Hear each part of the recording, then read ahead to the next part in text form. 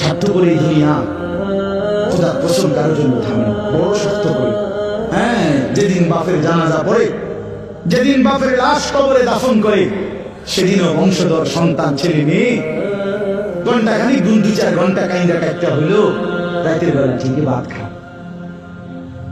হ্যাঁ, পাশের ঘর থেকে খানা আনে, আবার ঠিকই খায়। স্বার্থপর দুনিয়া থামে না রে ভাই, থামে না দুনিয়া। ওই জন্য আমাদের কারোর জন্য থামবে না। তুমি আমি মরে গেলে শেষ। আবারও বলছি কথা, আমি মরে গেলে এরপরে পৃথিবী যত আধুনিক হোক না কেন, আমার কি কথা বুঝছেন? আমি মরার পরে যদি সবার ঘর স্বর্ণের বাড়ি হয়ে যায়, তো আমার না বলল কি? আমার মৃত্যুর পরে যদি সব মানুষ আধুনিক হইয়া সাদের দেশেও জায়গা